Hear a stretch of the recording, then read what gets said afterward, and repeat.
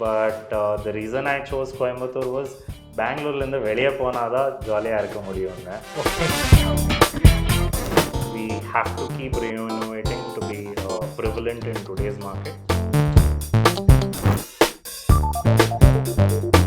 Manpower becomes a very, very critical part right now in the era of AI, where a lot of people are replacing people with. One person doing a cafe can always do a restaurant person can always do a cafe. But if he's trying to run both, if your food cost is going beyond 40%, you are running for a loss. Okay. And that whole product placement of mentioning the word free, the way you say buy a meal, take the mango dish free, change the dynamics for us. And most of the restaurants I see, they get into the packaging industry as well, like which is. You can sit on your own, make your own bida after the meal. The meal might have given a 70-80% satisfaction, but the bida made it 100 or more than 100. Towards the end of the movie, you realize that it's not a fast food business, but it is a real estate business. Location, location, location. Very crucial, very important.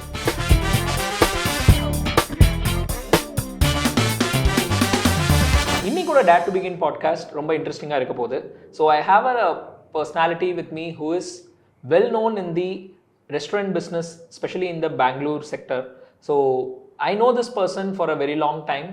We studied and graduated from the same university. So அங்கேருந்து இன்னைக்கு around 10 years அப்புறமா like I'm getting a chance to converse with this particular person. So he's none other than Akash Rai Kamat. Welcome to the show, Akash. And Akash is currently one of the directors of Kamat Hotels.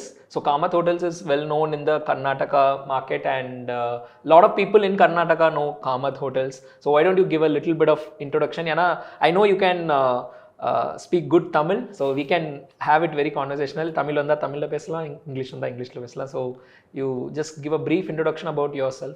So Kamat Yatinivas enga company pere. We are a third generation business. We are a branch of the family group of Kamat Hotels. எங்கள் Kamath hotels வந்து 1938 start பண்ணாங்க. அப்போலேருந்து இப்போ வரைக்கும் ஒரு பெரிய family பிஸ்னஸாக நடந்துட்டு இருக்கோம். Our group is the first group which diversified and has a private limited structure. So we are currently spread across Karnataka with 18 branches and multiple portfolios. And எங்கள் பாப்புலாரிட்டி வந்து வெஜிடேரியன் ஃபுட்டை வந்து கேட்டர் பண்ணுறதுல, இந்த vegetarian ஃபுட்டை வந்து நம்ம கஸ்டமர்ஸில் வந்து மல்டி குவிசீன் வெரைட்டிஸில் plus traditional varieties of food கொடுத்ததுனால எங்கள் பிராண்ட் வந்து ஒரு பாப்புலாரிட்டி அச்சீவ் பண்ணியிருக்கு. எங்கள் குரூப்பில் வந்து ஹைவே ரெஸ்டாரண்ட்ஸ் வந்து அதிகமாக வச்சுருக்கோம். So out of our 18 branches, about 12 to 13 branches are on the highway. And பெங்களூர்லேருந்து எந்த டிரெக்ஷன் போனாலும் நம்ம ஹைவே அவுட்லெட்ஸ் இருக்கும்.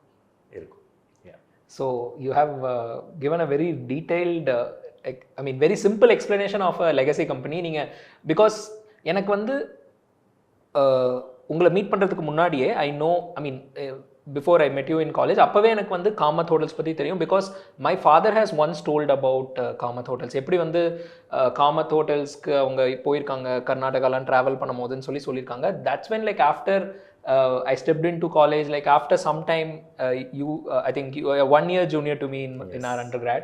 So அப்போ வந்து எனக்கு ரொம்ப ஆஸ்பைரிங்காக இருந்தது. I was initially thinking எப்படி வந்து நம்ம கம்யூனிகேட் பண்ண முடியுமா. அந்த டைமில் ஆண்டர்பிரினர்ஷிப்பில் நானுமே இல்லை. I was just yet another normal student, but I was little fascinated. Okay, some entrepreneur's son is studying along with us, and definitely ஒரு நாள் வந்து பேசணும் அந்த மாதிரிலாம் நான் யோசிச்சிருக்கேன்.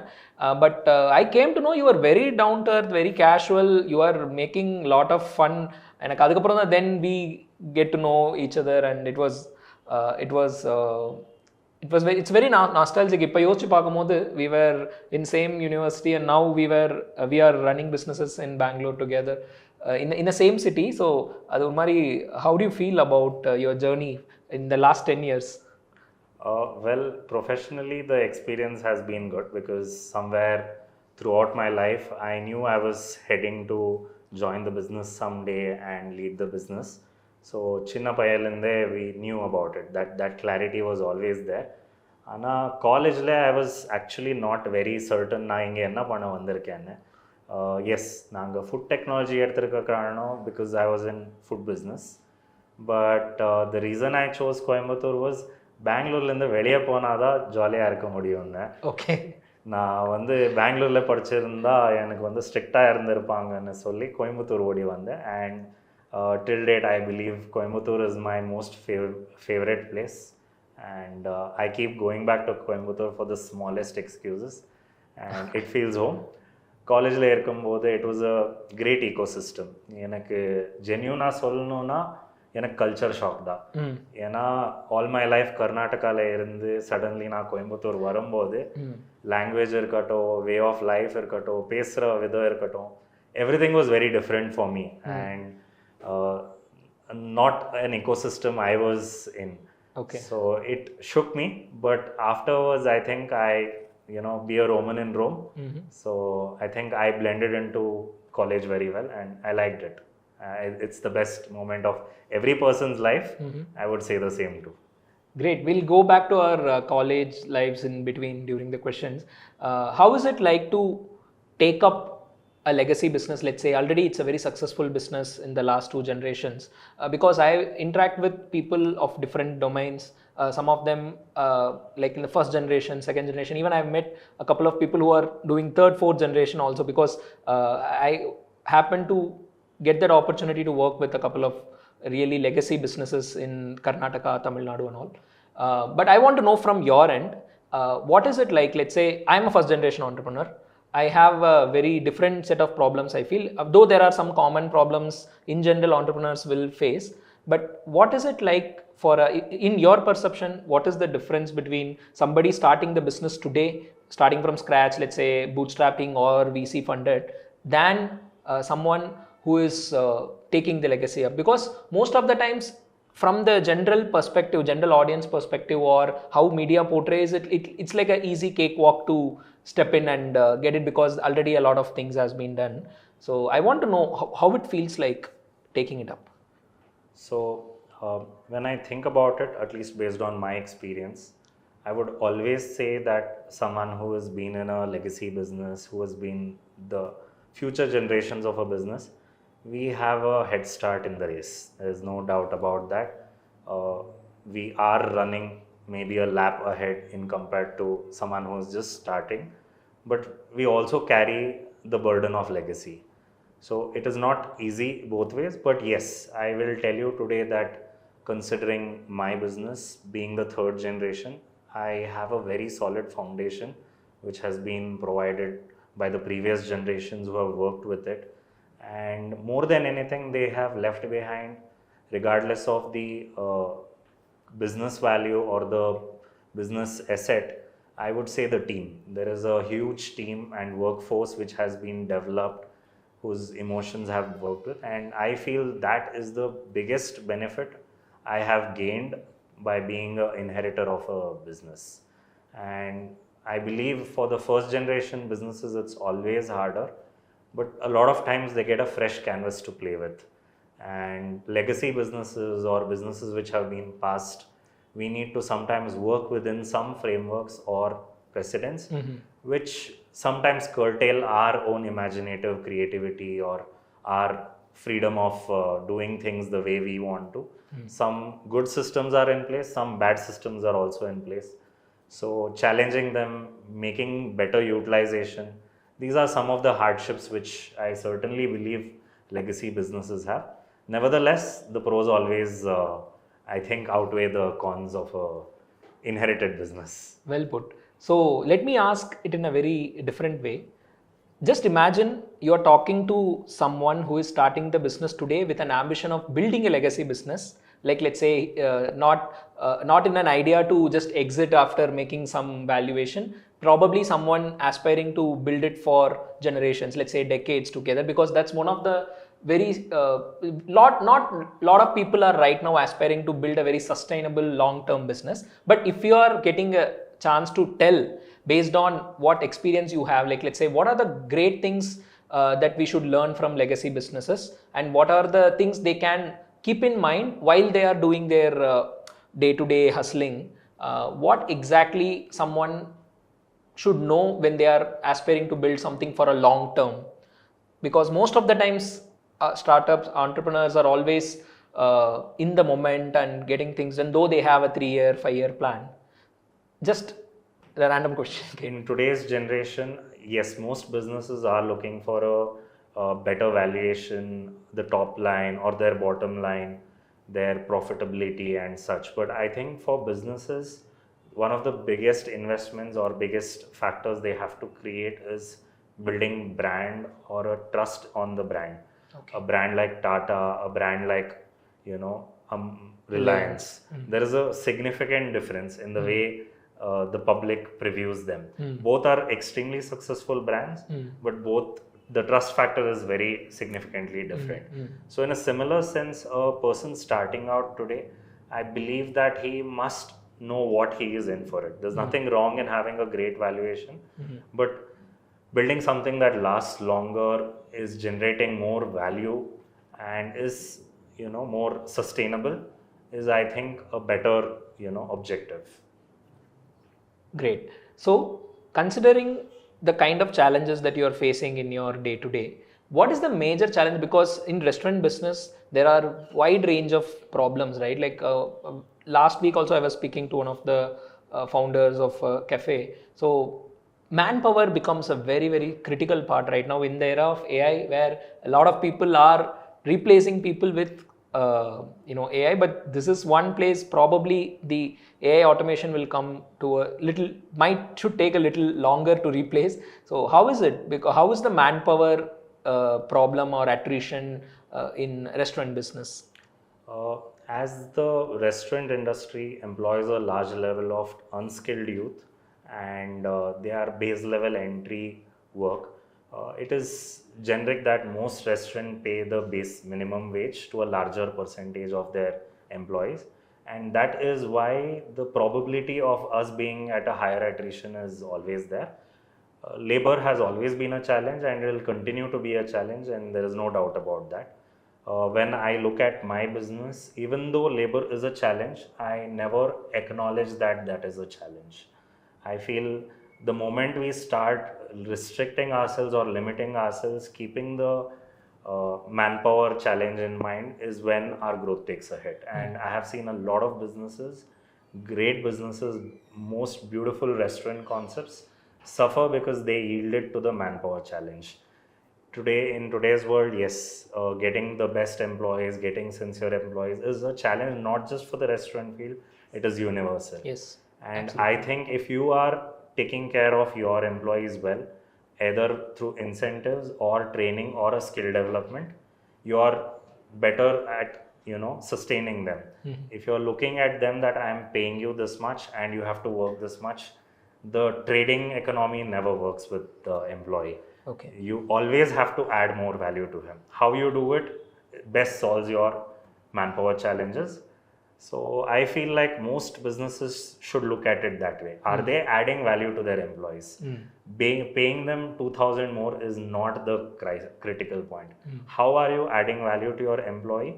How is when your employee is trying to retain with you, and that over time gives you enough manpower to say that maybe you don't have a major labor challenge, but maybe you may always be a little tight, and that's good enough, I believe. Fine. You mentioned about 2 points. So one is the entry level unskilled laborers are the ones who enter the market.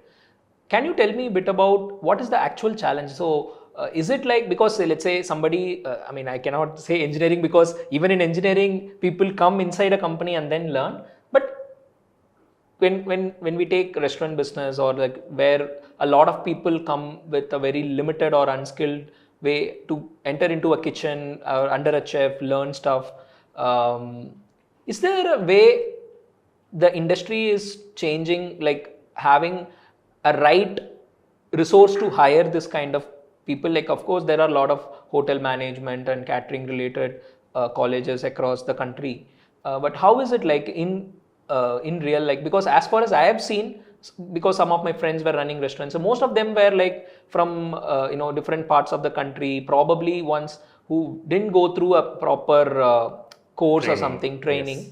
So how does it work? Or the other way is, once they get in, what is your training mechanism? Because definitely it is not going to be like how a college functions or an institute functions. So how does the training mechanism work? And these days, like a lot of youngsters aspiring to get into hotels and get into this restaurant business, being a chef. So how is the industry transforming? I know in Bangalore, people might have a lot of awareness, and a lot of people are opting this as a very good career. In general, for people watching from tier 2 towns, other parts of the country, so how the training happens? If somebody was very passionate about cooking, somebody wants to get into this, but just because of the fear of judgment, they are not trying to opt it or something. So how are you seeing this individuals stepping into your company? So our business, like the food industry or the restaurant industry in particular, we hire minimum wage labor in general because our businesses do not require any major technical skill at the entry level, and we we always have no degree qualification required. Of course, there are degrees like BHM and lot of other courses which help you up your game in the industry. But yes, that is one reason we are able to hire from any part of the region, any age group, any gender. The versatility for us is definitely great. And most of our training happens on the job. And when a newcomer is brought in, there is, at least in our company, there is a HR structure. So we have them, give them the basic guidelines, and then based on their capability of communication or skill work, we bring them into the kitchen field or the service field. And from there, the departmental heads train them over the job. First, they help out as an apprentice, and then they start taking up other roles like the service captain, kitchen help, and such things. When you look at it very professionally, today as a chef or as a restaurant, hospitality, in any of these fields, you have a lot of professional training courses because in general, the entire world has hospitality and service is very much essential. And these services have specialized training. And I feel that even though hotel work may not be very how would I say it, in the realms of the field of engineering or medicine or law, these fields are highly rewarding. The restaurant industry is highly rewarding in terms of its exposure. When you are in the public domain, the kind of people you meet, the kind of experiences you get, the areas you get to visit, this has a great scope. And for people who have that sort of a nature, who have a hospitable nature, who are passionate about food, cooking, I feel it's a very great field. And unlike yesteryears, I think the current generations have realized that they can pursue such fields. And we are seeing a lot of people from different fields of work, with parents from different career paths entering the hotel management and working across the globe. And hospitality business gives you the right training to be in areas of management as well, as you do a lot of teamwork along the way, and that helps you to be in a lot of positions of management and administration as well. I have lot of examples where people have studied hotel management but get positioned into management roles only with the idea that they are better communicated, better presentable, and the way they manage teamwork, they get those kind of opportunities. So yes, if anyone is interested, he could pursue any of these fields, and I believe they will have a successful career path. Great. So there are two type of employees, like somebody who wants to do this kind of work, and probably as per my assumption, that crowd is very small, and the people who really wants to make a living and they want to do something, and cooking becomes like a option because there is a lot of demand, not because probably they are probably they might go for some other physical labor work, but probably the restaurant industry is paying better and the lifestyle is better when you work in a restaurant. Do you think that kind of people are more when you compare with the skilled laborers who are trained for this kind of job roles? I feel every person has the passion to want to work in a restaurant business or such things, and they get into such fields. However, I feel like someone who chooses the education path has a slightly good chance, whereas I would always say someone who has more hands-on experience, who works through the grind, starts at the grassroots level and escalates, is much more successful because there's nothing that stops him from doing anything at the restaurant level. Right. So yes, I feel someone who wants to begin, if they have a foundation of the education, they know the services and standards, but it is equally important for them to join at grassroots level and learn their way through the business. Fine. So right now we are sitting in like heart of Bangalore, I would say at this point, at least heart of startups and businesses, Kormangla, HSR region.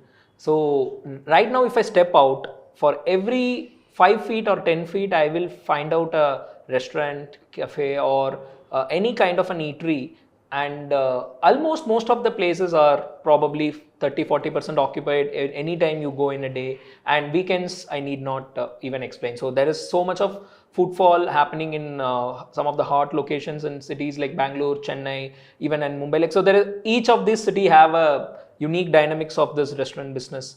So as somebody who have been in this and probably watched this space for a long time, how do you compare a legacy business, what are their primary challenges, and somebody probably running a cafe kind of a business where they're focusing on a specific niche? So you are also into a specific niche where you are targeting the South Indian cuisine. So if you want to draw parallels and some sort of contradiction, so how this functions? So when I speak about the restaurant industry, it's evolving very fast. I believe the Kamat in the 40s and 50s was not the Kamat in the 60s and 70s. What it was in the 80s and 90s is definitely what it is today. And re-innovation is key. We have to keep re-innovating to be prevalent in today's market. There are very few brands which have been able to maintain their uniqueness and have lived through generations just serving the few. But they have had limited products and limited menu dishes. And most of these brands rely on a single product, like a masala dosa or their idli or their coffee or such kind of a thing. But when you're a multi-cuisine setup, it's very crucial that you re-innovate and keep yourself prevalent to today's market. In today's market, based on the customer awareness, people are well traveled, well exposure. There's a lot of digital media through which they know what are the varieties which is available, what is authentic and what is not. Identifying your market is always crucial. A cafe and restaurant has a lot of parallels. One person doing a cafe can always do a restaurant person can always do a cafe. But if he's trying to run both, it's like he's running on x-axis and y-axis and reaching nowhere. So I feel like if someone wants to do a cafe, he can focus well and grow the cafe line. Someone who wants to have a traditional setup or who wants to have a restaurant setup can focus on those parallels or perpendiculars and focus on that, and each has its gains and cons or whatever. Yeah, so I asked about the difference, but in general, if you take a food business, there are some common things across all these, and probably the mathematics behind how the profit is calculated, or how we define whether a business is successful or not. So how do you see it? Like, what are the things that according to you is the reason behind success of any food business in general? First, definitely is always taste. That holds the biggest factor into you being successful or not. The other thumb rules which are there across, be it a cafe, your food business, is a lot of times apart from your food, your handling of the profitability, your costs is very crucial. The thumb rules being the fixed cost, the variable costs, and your miscellaneous cost. If you get these right in the industrial percentages, to give you a slightly better example, your rental cost, you be a fine dine, you be a QSR. If your rentals are beyond 10%, you're not going to head towards profitability. If your food cost is anywhere beyond 40%, so of your top line, you're saying? Yes, of the top line. If your food cost is going beyond 40%, you are running for a loss. 30% is the general industry standard across all models. Anything lesser than 30%, you are doing fantastic. Okay. But yeah, the 30 to 40, so basically the thumb rules across these concepts are the same. And someone who has a bit of the industry knowledge will be able to quickly grasp this knowledge, and if they are well within those limits, I should say that they will be profitable. Okay, so when you mean profitable, what is the ideal percentage of the profit percentage when you say like, okay, this is a good or a this is awesome, like this is like best profitability in wise. So what is that ideal percentage of profit in the restaurant business? As per my knowledge goes, in the restaurant industry, you can be having a range of profitability between 15 to 35%, depending on the kind of your success or other models. But if you're anything less than 15%, you're not there for the long run. Okay. You are going to struggle with growth and such. But 15% I would say is the bare minimum for any business, but even with the restaurant business. 20% is ideal. That is the sweet spot. Going beyond 20%, you really need to have an USP, and that is where you create your differentiation. Some of the well-known, I would not take names, but there are some popular QSRs and restaurants currently in the top of the title kind of a situation. Like there are different kinds of cafes are there, pubs are there, and also QSRs are there. So can you tell me like on a upper limit, what kind of profits like some successful businesses are doing it as per your knowledge? It would be hard to comment, but let me give my own example. Considering that I have 18 restaurants, my best restaurant does a close to 30-35% profitability. My least profitable outlet is at around 7.5-8%. So this is the ranges which it can go. Okay. The legendary outlets, if I may call it, the ones you were trying to indicate out, the legendary restaurants, as far as my knowledge and interaction with them go, nobody earns less than 30% profitability. Okay. When you get iconic or legendary, you definitely can aim for such a profitability. So when like let's say you said in one of your restaurants, it's less than 10%. So what kind of efforts you as a the leader in the company, what will be your actual measures to increase that margin? So I would say that it's always a ongoing battle, and most of the times the difference is when it's a new restaurant, or if it's a restaurant which is just started, that's when the profitability percentages are lower, because you're still going to the you're going through the teething phase, and such restaurants are generally within 15%. You're yet to put up your customer base and all of that. The factors which I would do if my restaurant is tanking or less than 15%, my first effort would be to do marketing. And in today's age, the marketing is a whole other discussion. Of course, you are one of the leaders in this now, so you will know how today's market in terms of marketing is evolving, and the print media, digital media, and all of that. But yeah, marketing is one significant muscle power through which you can change your dynamics. The second is innovation. Now let's just give a simple example. Currently the mango season is coming in, and I have more or less been doing a lot of mango themed events, but currently my latest restaurant, which is having a lower profitability, that restaurant I'm focusing towards having a very varied menu of mango dishes and promoting them on that. And I believe the renovation or new products help your profitability go up. Third is always curtailing costs. Relook into your cost parameters, relook into your labor cost, relook into your menu, the variety, how much it is going, how it can be brought down, and limiting the costing would always help you go on your profitability. But yeah, I feel these are the three straight ways to do it. There are a lot of other subtle ways, but these three generally tend to work out. If not, you need to do your whole SWOT on what is more beneficial or not. So the way the customer expectations are changing, like because in the same street I have probably 10 different cuisine of probably different countries, different regions. Even in India, we have like just opposite to the building I've gone to this Orissa based restaurant, so it was very good. Like I really tasted it well. I'm forgetting the name, but when we have this kind of different expectations, do you think for every restaurant there is a niche in a city like Bangalore?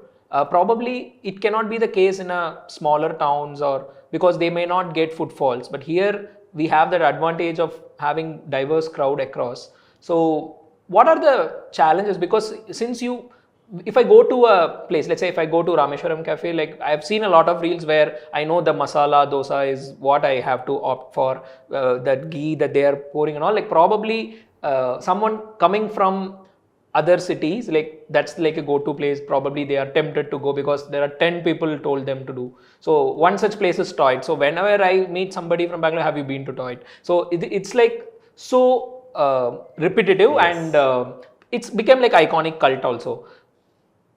For somebody like you, what do you think the restaurant owners challenge when they introduce something new in the menu? Because I know when I go there, I get a masala dosa. But if you introduce something new related to a mango-based dish or something, so do you think like how the marketing works, or how people get to know about these kind of things? So when you look at my experience in general, until COVID, I was not very involved with the family business, and I did something of my own, a corporate catering wing and all of that. And the whole COVID scenario brought a halt to my entire corporate catering wing. And that is when I had to look back at the family business. I was always a part of it, but not very significantly involved. And last 20 years, we have been serving one particular mango dish called mango seekarne in the mango season, complimentary along with the meal. Never in our 20-year company history did we market it. Okay. We did not claim that we have done this. We are having a seasonal offering. It was just served, and probably through multiple visits and word of mouth, customers were made aware and they came repetitively. But the crisis of COVID made me just coin the term differently. I said, you have the meal, take a mango dish free. Okay. And that whole product placement of mentioning the word free, the way you say buy a meal, take the mango dish free, changed the dynamics for us. And during COVID, I made a great deal of business just doing this in delivery. Okay. And when everything was bleak, I was running full house in my restaurant on orders. Okay. And it was a great time for me. And I feel after that experience, I've realized that you may have a great product, but unless you do the product placement right, unless you show it to the customer the way they want to see it, or the way they will see it, you will not be successful. The same way, I'll give you a very simple example. One such dish I would tell you, which defines Tamil Nadu cuisine for me, is boiler tea. That concept doesn't exist in boiler tea. Exactly. Oh, it doesn't. It's not there. Not very prevalent. I mean, now of course, being Bangalore being a very diverse city, but back in the day, I did not know what a boiler tea is. Okay. And I acquired the taste for boiler tea in Coimbatore. And nowadays, when I go to a Tamil restaurant and if I see a boiler tea placed in the front of the store, I'm automatically more attracted towards it. So I feel your product placement, how you sell yourself, is very crucial. Yeah. So for somebody like you, I think can answer this better. What is brand loyalty? Because you have seen it probably. I have also known other similar companies, like let's say take example of Coimbatore, Annapurna is there. I'm not sure how old they are, probably your company is older than them, but can you tell me what is brand loyalty? Because a lot of marketing MBA I have learned, I know brand loyalty as a term when I did my MBA, but what truly it is? In a very simple way to put it, it's like a childhood dream. When you're a child, the memories you get associated with it, the way you developed a bond on it, a way you develop an emotion towards, regardless of its scenario in today's ages, you are continually drawn back to it. That's the way maybe brand loyalty works. When you are at your peak, when you are doing well, if you value your customers enough, if you consider that the customers have to be given the best product, and the customers see that your product has given them contentment, not a value deal, not a tasty product. If they are content at the end of the day, I think you start gaining brand loyalty. And I have been benefited by this. I have had countless experiences of people coming after decades wanting to try some dish they've had in the childhood at our place. And I feel it is there. And I wouldn't say it was just with our yesteryears. Even in today's generation, I see that. A very simple example being, we have restaurants in some college neighborhoods, and lot of generations of students have passed through those colleges, and these college students back then used to eat at our place for a value meal, and now they may be in the top of their career paths or wherever they are, they still keep coming back to us. Back then they may have not had the money, but today they have the money, But they still have they everything, they still want to come for it, even if it's the simplest of things. And I feel it's a very tough thing to earn brand loyalty in today's age and world, but I feel having that as a priority always helps. In order to reach there, like for example, somebody starting a cafe business or aspiring to start, what they should, is it the discipline and the consistency that is going to take you, like let's say you give the same taste again and again, or the same experience again and again and again, like when people are coming. Is it only about the taste and the quality of the food, or is it about the overall experience? I mean, of course, it will be when I say experience, is there any intangible things that are there apart from the food product itself? To answer your question, I would like to indicate an example. The baseline is go the extra mile. I think that's the easiest way to develop brand loyalty, and I feel customers identify when you go the extra mile. To state the example, we have one restaurant. You would have visited many restaurants and you would have had a good meal, and a good number of people in India have the habit of having a bida after the meal. And you notice this, you see a small bida shop outside the restaurant, and you will always see that the bida is being sold at a X price. Okay. So the only simple thing which we did at a restaurant was we laid out the bida platter on a table. You eat, you don't eat, you buy only a water bottle, you have the whole meal. No matter who enters the restaurant, they have a bida platter. They can make the bida however they want, and they can enjoy it. Okay. They can have 2, they can have 3. And I feel that was a very small expenditure, but a lot of people say, in that restaurant, you can sit on your own, make your own bida after the meal. The meal might have given a 70-80% satisfaction, but the bida made it 100 or more than 100. And I feel going the extra mile works. Great. So that going the extra mile, I feel that is applicable across any industry for that matter. Yes. Like if when you make your customers little more delighted, probably they're gonna come back for you again and again. Yes. So real estate plays a very critical role. I came to know. I also saw this movie Founder, which is about McDonald's. Towards the end of the movie, you realize that it's not a fast food business, but it is a real estate business. So how critical it is, especially in a place like Bangalore or in general any place. What is, when you want to think about I'm starting a food business, on a parallel, like can you tell about how real estate and successful food businesses are very coherent? Location. Very crucial, very important.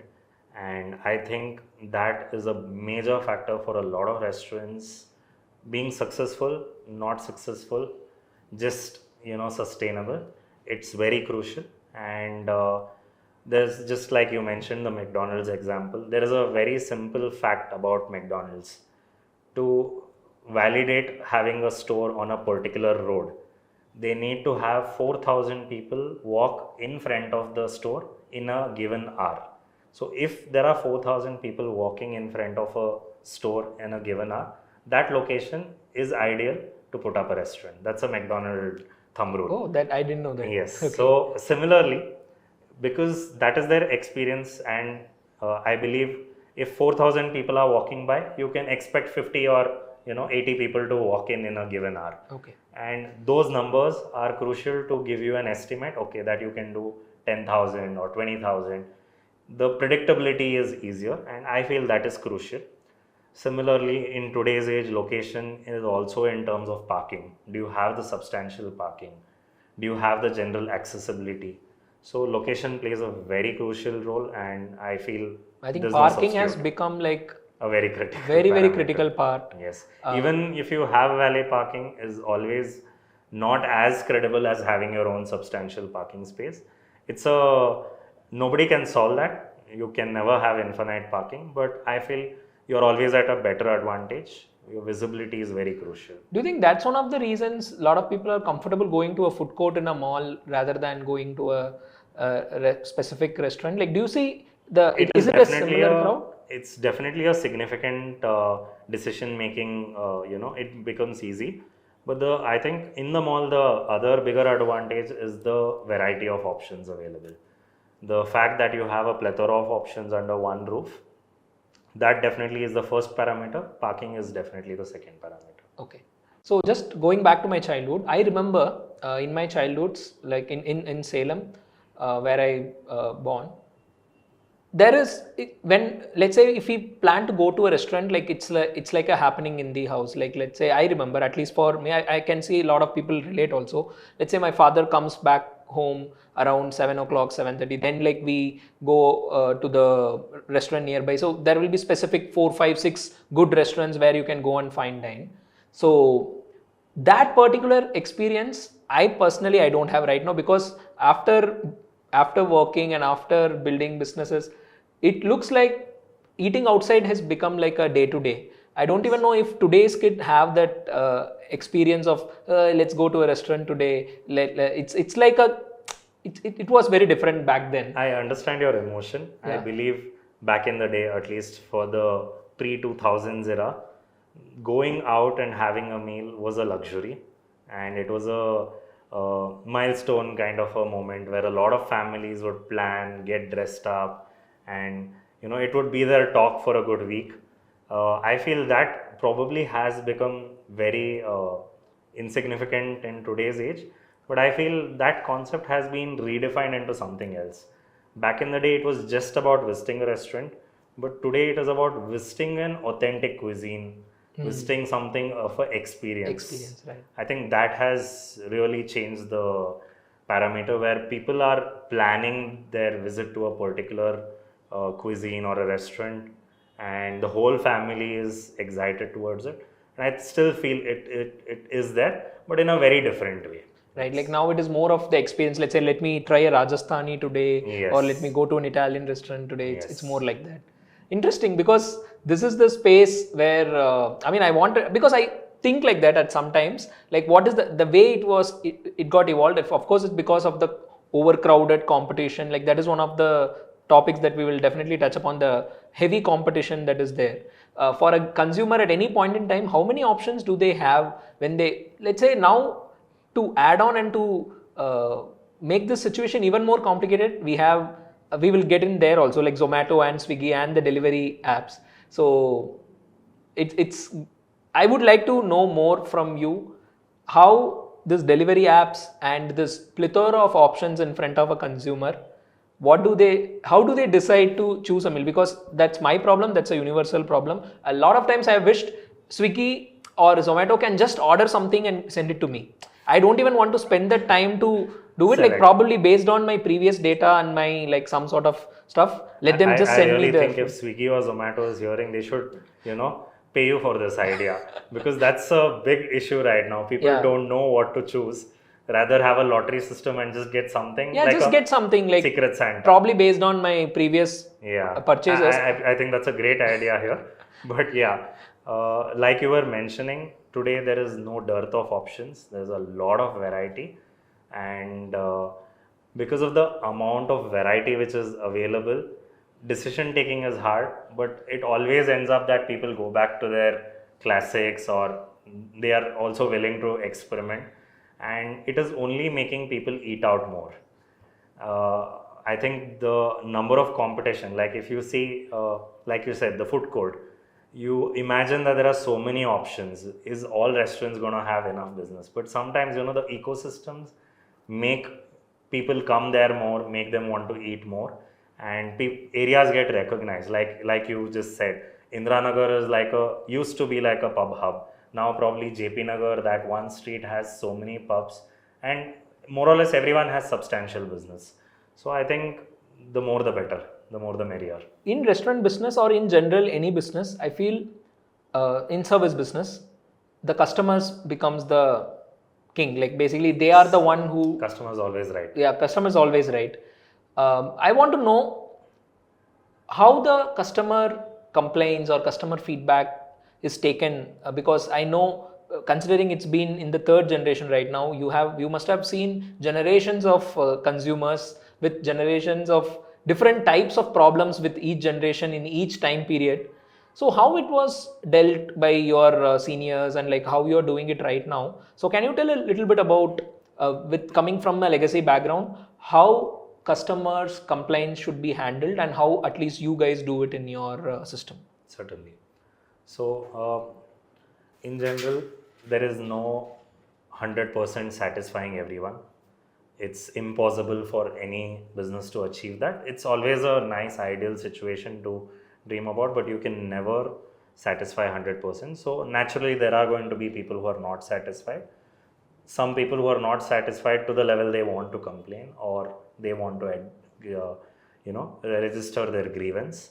So back in the days, most of our restaurants had some family member as a representation, and there were a lot of relatives involved throughout the business in different places, and generally they would be at the cash point or a significant point where customers would directly approach them and have it sorted or addressed and all of that, and that way they used to handle it.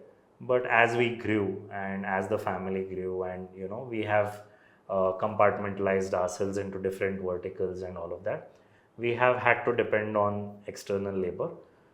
In our organization, since the customer is king, since the customer is God, I have wanted to have a very hands-on approach here. And at each of my branch, I have a customer grievance number, and that number is handled by me, because I want to hear from the customer. I do not want to have any mode or this thing. I want to be there and address them. If you ask me, most of the customer complaints happen probably because of the negligence of your employee, or probably there was overcrowding, or there was some scenario. It's all circumstantial. Nobody intentionally wants to dissatisfy the customer. No customer wants to unnecessarily have a complaint. It's just all circumstantial. And the first best solution to handle the complaint is definitely listening to them. A lot of times, a lot of businesses try to justify their action, or try to say the customer is right or wrong, or try to brush it off. I feel if I have been able to handle my customer complaints better is only by listening to them, making them feel heard. And there are different ways you can make them feel that, by understanding, by putting themselves in your shoe. And if you have responded them better, I think most customers just want that. They want to know that you have remorse for the incident. They want to feel that you are going to be able to address it at that given moment, or at least for the next visit or the future thing. And they are willing to give you the second chance. I think it's more expensive if the customer is not complaining, because then you're losing him out. If he is complaining to you and you are able to handle it, you are able to win him back and gain more loyalty. And that is what you should strive towards. Today with digital technology, it's again gotten much easier for them to complain, much easier for us to address. Google reviews, be it the social media, be it ranting on your this thing. But at the end of the day, as a business owner, any business owner, if you feel that you may not be able to handle the situation, there might be erratic or eccentric people who might vent out their other frustrations there. But at least if you're able to say that out of 10 complaints you are able to address 7 to 8 reasonably well enough, I think you are good enough for whatever you need to do. And be patient. It takes a lot of patience. I have learned it the hard way. I'm not telling I have aced it. My initial years of handling the customer complaint cell was much more different than how I handle it today. So the whole customer complaint grievance addressal, This is a very integral part to any business. Right. A lot of businesses get their product delivery right, get their customer experience right, but they don't give any avenues for grievance addressal.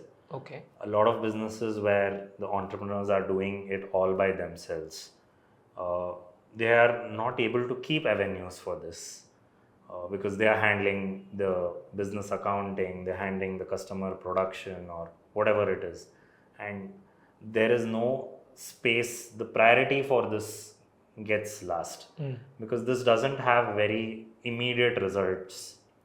Sales, you have business transaction happening, your employee management, you have your work getting addressed, but the customer grievance is a portal or a scenario where the reward is not immediate, it's significantly long term. And I feel a lot of entrepreneurs make this mistake where they don't have the system set in place for this, or they're not hands on enough because they feel a lot of other things need to take a priority. And I feel somewhere there they have to you know keep a percentage of priority for this in their own way. There's no perfect way or no straight path on this, but I feel that something on these lines has to be taken up. All right. So, in terms of a restaurant owner or like somebody who is trying to do everything, because I know like that's common to every entrepreneur, like because sometimes they may not 100% trust their employees, they will have to, they want themselves to be in the ground and get things done. So how did you build your team? Because I feel it's very difficult comparison for me to like compare a service industry where a lot of educated graduates come into play and where you handle unskilled labor, but people who are not from a very sophisticated background. So how do you manage people? Like, is there any tip or if there anything that you learned in the last 10 years, what is the best way of handling people? We spoke about attrition, but in terms of making them fine and making them do more or making them deliver what it is required on a daily basis repeatedly, because I don't see any other business in comparison with restaurant business in terms of the discipline, because every day morning you have to be at that time in order to deliver it. Like maybe in some cases you can come late and deliver, probably work more hours. Let's say in my office it happens like sometimes people start late and then end late, or that option, that flexibility is there, but in restaurant business definitely it's not there. So how do you manage your people and keep them going? Very genuinely speaking, personally, it's still a continual process for me. I haven't perfected my capability of designating, but I would definitely say that being in a chain restaurant organization and having the family business advantage, from the time I have entered, I have been able to disassociate myself with operations. But at the administrative level, I do struggle with designating tasks. A lot of decisions which come back to me. And the only way I have been able to address is within the organization, I have made my own team. I have developed talent. I've spent a lot of energy and time identifying talent, developing the talent, and then designating it. I have struggled in terms of hiring talent for these roles because I find that people who come from the grassroots level, they stick longer, and the way they are able to take up such responsibilities is always much better than someone I've hired for this process. And that has always been my way of working, because that way I want the message to go out clear to the entire organization that you can start from the grassroots level and reach the very top. And it has happened in our industry where a lot of people have started at the cleaner level or the counter boy level, and today they have become my managers, they've become my senior managers.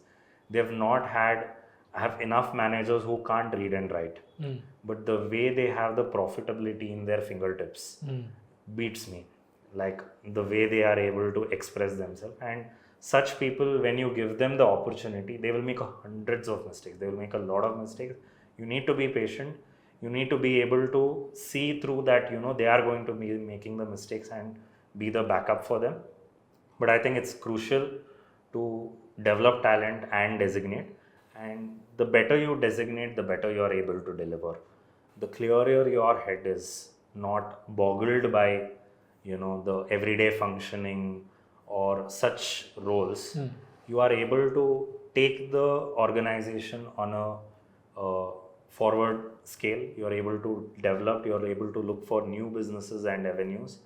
There's not a day when you can afford to not think about business development. Business development has to be an everyday process. No matter how popular you are, no matter how successful you are, the moment you stop thinking about business development, I think you fail as a business. So since you have to be able to do that, I think you should be able to designate all your organizational roles and identify talent. When you meant designation, so you said operations and administration. So can you be a little more specific about when in your business or in your daily, what are the things that come into operation, what are the things that come into administration, and what are the things that you take care in a daily basis, like how your daily look like once you go and start your day? So operationally, it's everything that happens in a restaurant, which you would see, the preparation, service, cleaning and all of that. Most of these roles, at least in our organization, are designated and handled by a hierarchy. When it comes to the administrative level, the 2-3 places which I face challenges are, first is HR. Okay. Since we are a family business which was based on our family entity, our surname, the employees look forward to our decision and intervention in smallest of challenges. I might have an equally capable HR. We have had equally capable HR, but somehow the decision taking is getting restricted. Okay. I'm not able to make it an independent. I don't want to an extent, because I want to maintain the personal touch, but sometimes it boggles us down, because the HR challenges are something which cannot be defined in a book. The second place which any growing business faces is, you have a mug full of water for a bucket full of expenditure. So when there is a mug full of water for a bucket full of expenditure, the decision comes back to you, because it's a very difficult decision taking process when the resources are limited and you need to. So we have to make the choice of which prioritizes and which has to face the consequences. There is never a balance, and this struggle of handling out the payments or finances gets challenging. And the third is crisis management. You have capable people to handle your crisis, but until you have a crisis, you don't know how to handle it. And every time you end up going to become that firefighter. And I feel like I can designate this better, but somehow till date I haven't been able to, and hopefully in future I should. So how do you take that call when the priorities are in front of you and there is less resources? Because probably sometimes it's based on the founders also. Okay, like, where do they actually want to focus? So when you take some decision, like let's say in a restaurant there are limited servers and still you have to run a full house, so how things like that you approach?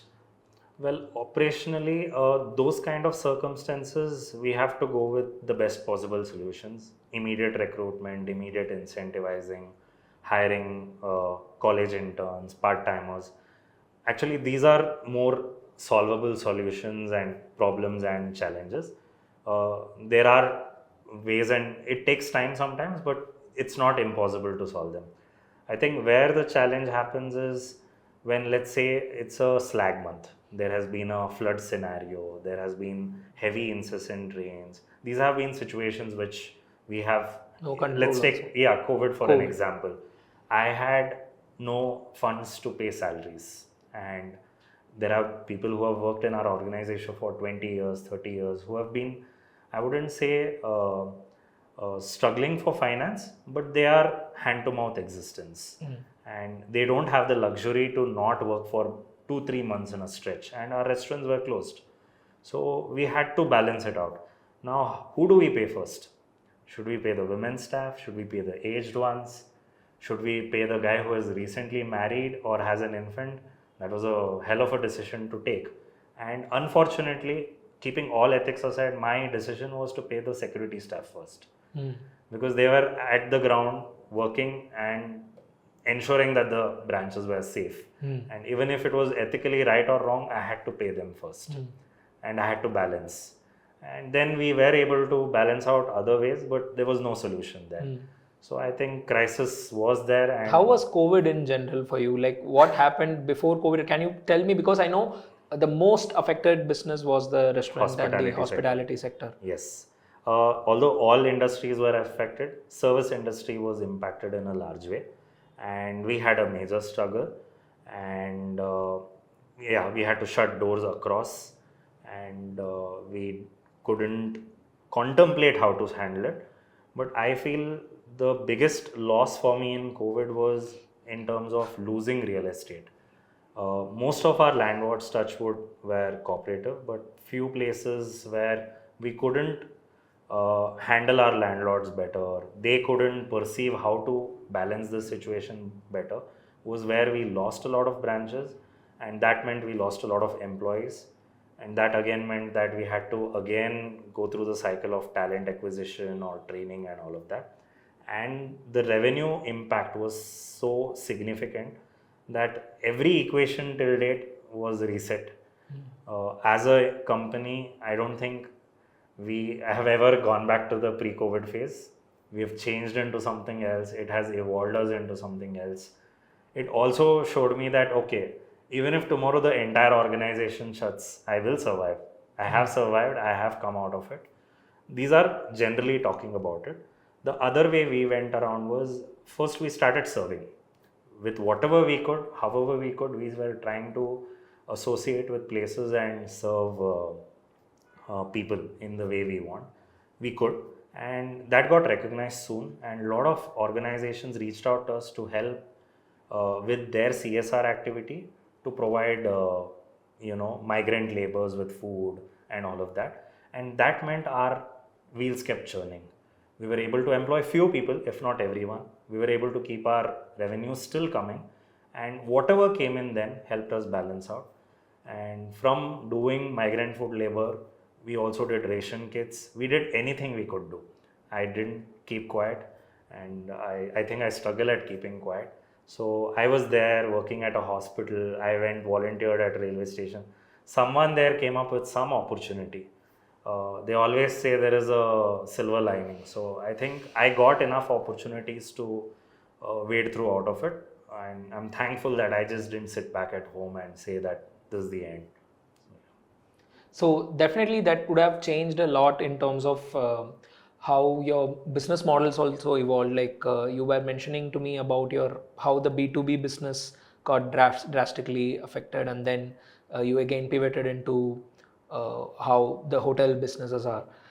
So what is the key thing that the founders should know when they are trying to invest more money into their restaurant business? Because as you mentioned in your case, like since you got like a lot of institutional businesses, you went and invested a lot in probably equipments and other stuff, and then suddenly when that businesses were not there, so how are you so that was your situation. So what my question is that for a restaurant owner, before doing any investment, what should they keep in their mind? Apart from regular economics, what are the things they should keep in mind? I think based on my understanding of what you have just asked right now, I think any business or a restaurant business, the priority is what does the person want to achieve? Do they want to achieve profitability? Do they want to become popular? Do they want to expand into a chain of restaurants? Do they plan to establish a business and then sell it for a valuation? What your priority is at the end of the day matters, and having any priority is not wrong. You can want to make money, you can want to be popular, but whatever you stick to, whatever you want, I think if you are working in that direction, you will be successful because you are manifesting it in some way, you are directing all your energy. I think I faced that challenge is because I established a very significant corporate catering wing. I put all my eggs in one basket, and when COVID shut the door on corporate catering, I ended up losing an entire revenue structure.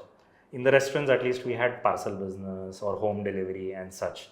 but corporate catering was shut and for a longer time than COVID because people had the work from home in corporate, and that impacted my business in a way where I was holding on to my real estate. I wasn't willing to let go, claiming that it will resume.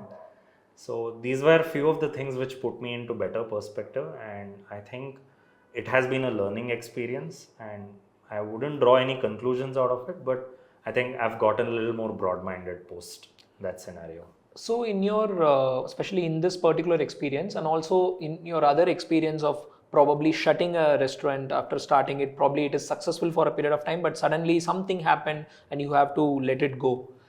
What is that saturation time that you give yourself before deciding, okay, let me shut this particular restaurant or a business? Because most of the times we invest but we don't think about the exit, especially in restaurant business. People might think, okay, tomorrow, this month I will make the revenue, next month I will make the revenue. Yes. Though I am not into that business, but I can understand after interacting with a lot of founders. So when did you tell yourself, hey, okay, you have taken a decision, it has gone in a wrong direction than you expected, let me stop right now and probably pivot? Certainly. As a chain restaurant operator, I have found that one loss-making restaurant will impact 3 profit-making restaurants. How? It just works that way. I mean, I wouldn't give you hard and fast rules on it, but yes, that one loss-making unit can impact the profitability of your 3 profitable restaurants, because so much of energy, money, and other things get entangled there. So it's very crucial to identify and cut things off. We wouldn't say you need to make a decision overnight. You need to ascertain parameters So you should not think like, okay, I have 10 restaurants, I am making 7 extremely profitable. So 3 there is some negative. Yes. So my collectively I am in a profit state. So is that not the mathematics you should do? That definitely helps.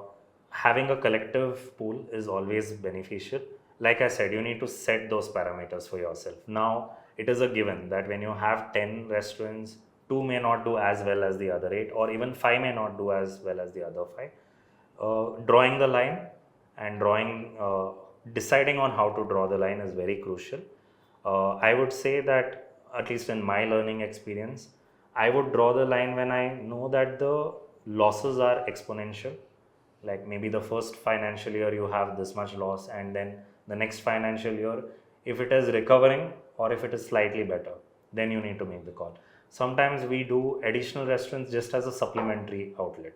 Like I could be running a loss-making canteen just so that I get additional staff on the weekend for my profit-making restaurant. Okay. So we have learned to draw the line, but it's always a big challenge, because at the end of the day, each restaurant is like each one of your babies, and you can never decide to cut things off. But I think when you mathematically look at it in paper, you need to take that call. And if you are on a phase of expansion, sometimes it gets covered, but if you are having a limited pool, you need to make that call soon. Okay. So how does your pricing strategy works? Like let's say you decide, okay, this masala dosa I will charge 100 rupees or 150 rupees. So does it vary from location to location? Is it the location thing, or like let's say you start one in Bangalore and probably one in Tumkur or maybe in Mysore. So how does it vary based your pricing strategy? The other part is, how does your backward integration work? Like let's say, how do you source your vegetables or masalas or like whatever raw ingredients that you have? What kind of strategy that you use there? Because right now I can see that the Hyperpure of Zomato is kind of solving a lot of problems or like addressing a lot of problems in the supply side of things. So I want to know the back end, your mathematics there or economics, how does it work there? And the end customer, whatever they're paying for, how do you decide it? Because your profitability also is directly depending on these aspects. Certainly. Our restaurant has always been on the value pricing segment. And since it has been in the value pricing segment, it is very sensitive to the customer sentiment. So we have to be very careful even while considering a 1 rupee increase in product pricing. One baseline is always food cost. If it is not within 30-35%, it means we are priced wrong. The other is a factor of things like you mentioned location. My Bangalore real estate cost is very different from my Tumkur real estate cost. The Tumkur customer sentiment is much, I would say the customer paying potential is much different when you look at the capability of a Bangalore customer. So these factors have always impacted on the pricing. And if you go further north, let's say I go to the remotest areas of my outlet, we have something in the far end of Karnataka at Karwar. And there is a significant pricing disparity between Bangalore and Karwar. So we have to keep all of these things in mind. Food cost being the primary concern. Second is the ecosystem. If the collective town has a certain pricing, we need to see if we can figuratively be in that pricing bracket. If we can't, it is advisable not to explore that market. And if you can, then you need to define how your services are. And in places like Karwar, where we don't have a significant pricing capability as much as there, we have tried to add values to our experience and such ways, and then somewhere you need to balance them out. For a new restaurant person who wants to start, don't go with the assumption that lower pricing means higher customers.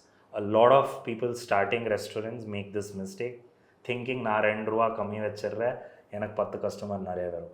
இல்லை, the way you define your pricing also defines that you are in a certain standard. Right. And it's a prejudice. You have to get that prejudice right. Right. So yeah, for newcomers, don't undersell yourself. Be confident of your product. Price your product as per your calculations of food costing and the ecosystem around you. And if these factors go well, there's nothing holding customers back from you. So in terms of your purchase strategy, like how do you select? As you were asking me, well, the advantage has been that we have worked extensively on our backward integration. We source a lot of products from the source levels, and since we have a chain restaurant, that gives us the benefit of higher volumes. Yes, so we procure the rice directly from the mills, oil from the mills.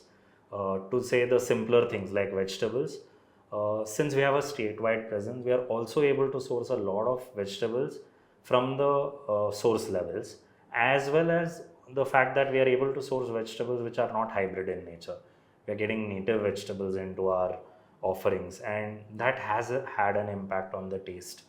Even the chili which we procure, a lot of customer restaurants claim that they get Byadgi chili, which is a popular variety in Karnataka, for their food preparation. The difference is I have a restaurant 5 kilometers from Byadgi, so I am actually buying at Byadgi. And buying at Byadgi, buying Byadgi chili, there is two major difference. And because the Byadgi chili which you get in Bangalore is a adulterated variant. So these have been things, and we have invested time, energy, and our different research on getting to the bottom of these things.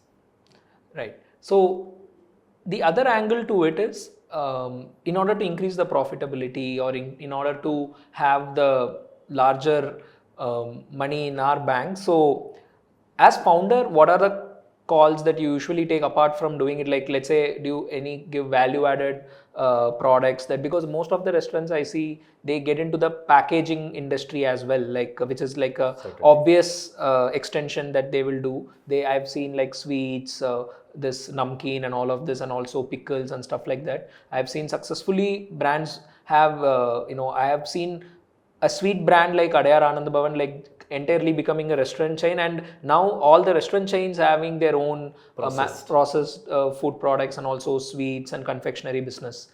So I came to know based on my research that you are getting into the packaged industry, food product industry as well.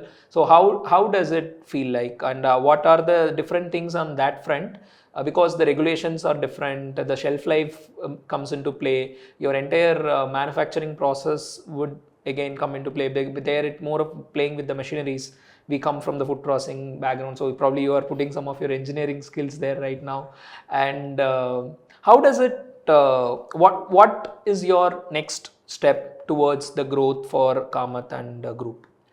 So, as you mentioned, diversification is a very crucial part of any business. I have already made a mistake of putting all my eggs in one basket. So, I wouldn't want to repeat it. So, we have invested, even though we have been great at restaurant business, there's a good popularity, we have a good patronage, we have always tried to diversify. And processed food is definitely one of them. This thought, I would say, more based on my father's early thinking. Even though he had no skills of food preservation and food technology, and back in the 1980s, Kamat restaurants used to be a sensation.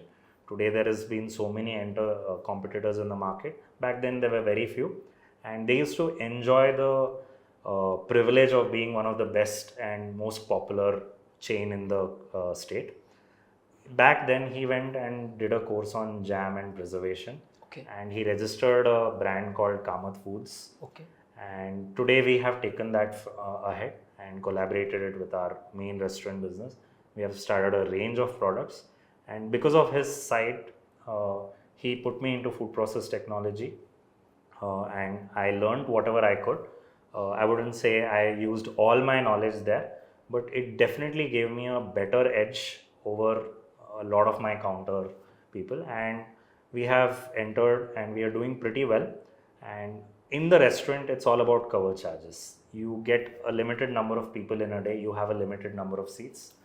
The higher revenue you can take from each person by giving an add-on beverage at a particular cost, by providing this, by providing additional services. Today, restaurants have come up with different themes based on timing slot they charge you. So a lot of options are available as long as you can achieve a better this thing. A lot of restaurants make the mistake of just selling the thali. You should see how you will sell him a thali and a buttermilk. That has to be your goal. Great. So in restaurant business, like let's say in service business or at least in the marketing agencies, like I can give you an example of there are different types of marketing agencies. Like there are media agencies, there are PR agencies, there are like video production agencies, and an agency which does almost everything, like which is what we are into. We are doing like a multi cuisine kind of thing for marketing.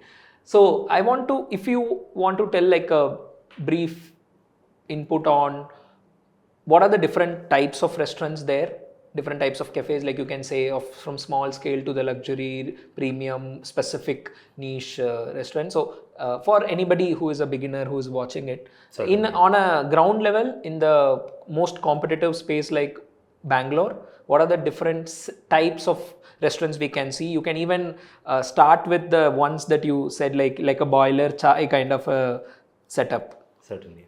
Not a very theoretical answer here, but based on my grasp of whatever I have seen, you can start with actually a street cart. There's nothing stopping you. Today, the Rameshwaram Cafe, which is one of the most successful stories in Bangalore, he started out as a street food vendor. So you have a street food cart you can start from, you have a food truck you can go into. These are more affordable ways to enter into the industry. The next, what I would see in Bangalore is the Darshini model. It's a QSR, but a more localized version.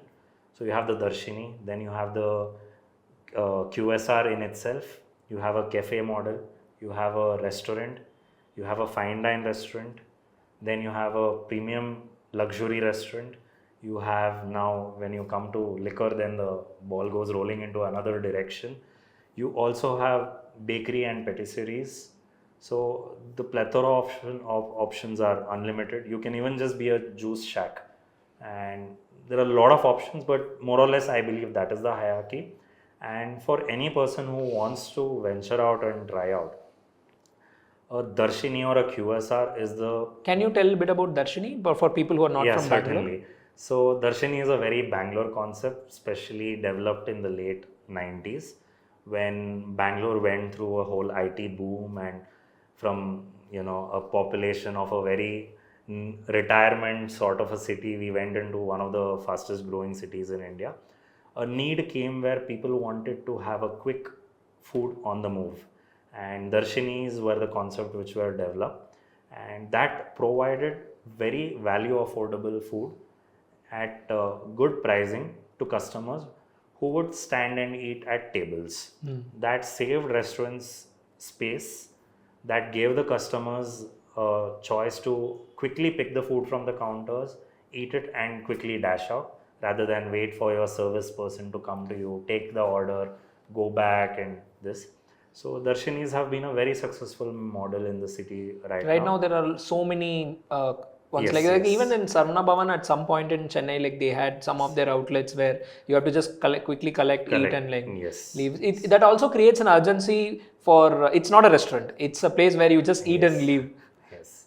So it's not a restaurant, but I feel most of the popular eateries in Bangalore today are in this bracket, a Darshini bracket, and they're doing very good, and it's become a part of our Bangalore ecosystem. Absolutely. So now let's address the elephant in the room, which is the delivery partners. Right now, any food business is inevitable without like thinking about them. So how they have transformed the business and or how they are affecting in a good and the bad way, I want you to tell, because what are the goods and bads of this? And right now there are also situations of like this quick delivery that is coming up, like quick, just like we went through a quick commerce wave and now quick snacking is coming up. And what most of the restaurant people are complaining is that like they cannot sell it directly from their cloud kitchens or stuff like that because it's directly affecting the competitors, directly affecting the people who have invested on this platform for a long term of time. Certainly. So this is what I could see from outside. So what's happening on the other side? You have very rightly termed it is the elephant in the room, and it is going to be the elephant in the room for a while. And me making a comment on that would be like a blind man trying to define an elephant. But yeah, I would say based on my experiences, I never gave importance to delivery business pre-COVID, and COVID put me into the spot where I had to prioritize delivery business. And thankfully today, delivery has become a very crucial and important vertical of my business, wherein I am doing my new restaurants with designated kitchen for delivery, packing area, and the whole vertical is taken up very seriously. And it has become a very crucial part where if you are not available on delivery platforms, you are considered redundant or not existent as well. It has become a good area to identify yourself as a prominent player. Why elephant in the room is because of the commission. Currently, because of the biopoly or monopoly which they enjoy, the terms are being defined by them, and measures have not been taken by restaurant associations to come out with better options. So if you ask me, delivery has become an important stream of revenue, but not profitability. I would be totally against having cloud kitchens in today's market scenario. If you are having a great product, if you are not having a great product and you're just wanting to create sales, you can still sustain yourself in delivery. Newcomers, based on whatever I've heard so far, do not rely on delivery partners to start your business. A lot of people assume that they will start a cloud kitchen and then venture into a restaurant. But today, the delivery partners in the market are charging exorbitant commission to newcomers, and the customer acquisition cost is very high because there's hardly any visibility, and they struggle to sustain themselves and end up winding up operations. So plan your enterprise not based on aggregators, plan based on developing a customer base directly. Utilize your customer base to create a delivery revenue channel, and use your revenue channel from delivery to earmark it for a development or your rental payment. Market out in such ways. But yes, it's a very double-edged sword. Yeah, because a lot of youngsters, as you mentioned, like people who are entering the space, they consider about the exorbitant investments that go in investing on a restaurant, kitchen and everything. Instead, like, let me just do it as a cloud kitchen, and they start with a limited investment. But what, according to what they are not able to see is the exorbitant commission charges and customer acquisition cost. Yeah. You will not even be visible on the list. Okay. Giving you my own example, if you look at my restaurant geography, in the list I am at 30 or 35, and who has the time to scroll through so many restaurants?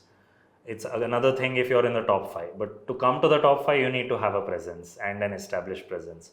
So better to start out small. You can make a good food truck within 10 lakhs, and the advantage of a food truck is if it's not working at one location, you can shift it to the other location. I would say that would be the best way for today's person to venture into the food business. So we have in fact like touched upon a lot of different topics, but I feel this particular segment and the type of conversation that we are having, especially about the cafes and the restaurants, I feel there will be, I myself have 10 more questions, but considering time as a filter, like we have to give a end point right now. But what I feel is this conversation, I really want to take it forward. Let's see how people are reacting to it and what kind of questions they have, because I'm not a restaurant owner. I had a little bit of experience working with a couple of them, so I really want to see what the viewers take away from this particular conversation with whatever the legacy experience that you had from your business. So I really want to make the audience stay tuned here, and probably let's come back with another episode with another long list of questions. So just as a conclusion, if you want to add your words for the restaurant business owners who are trying to start or who are struggling to sustain and scale. It would be difficult to provide a summary, I suppose. I would say stick to the basics. Be it any business, stick to the basics, hold your principal fundamentals right. And if you get your basics and fundamentals right, I think there's nothing that can go significantly wrong. And that is the learning, not of me, but what has been passed down by my generations. They're like, never let go of your idli vada. Hold on to your idli vada, try to give it as well as you can. You will be successful. Do anything, make sure the base is right. That's great. Thank you so much, Thank you, Akash. Dhananjay. So it's been a wonderful learning for me as well. I got to know a lot of interesting perspective about the cafe business. So I also wish someday I do something related to food, and definitely I'll be reaching out to you first for taking any kind of the mentorship that I get into, because it's always coming from the graduation background of food technology. I've always aspired. Right now I work with a lot of successful food businesses, and I learn from all the founders as well, so same applicable to you. So I learned a lot in this conversation and hope to learn more in the future. Thank you for spending your time and coming to our studio and having this interesting conversation. It was great interacting with you. Sometimes we need the mirror as well. So I think such opportunities help us to reintrospect as well. So Absolutely. Thank you. Let's hope people have had their idli vada. Let's see if they want to have coffee. Cheers. So with that, stay tuned for further more conversations like this, and please subscribe to the channel so that I can invite more people like Akash. We have started speaking in Tamil, but we have pivoted to completely English. But it is going to be helpful for a lot of people who are watching this from Bangalore, Mumbai and other parts of the country as well. So I'm still waiting for YouTube to launch their, just like the way subtitles are there, with AI, there is with one click, people can consume the video in any language. It's some of the creators already have that features. I hope to get it soon so that the content reaches beyond geography, any kind of restriction. So thank you so much for watching it till now. So stay tuned. It's Arjun Dhananjay.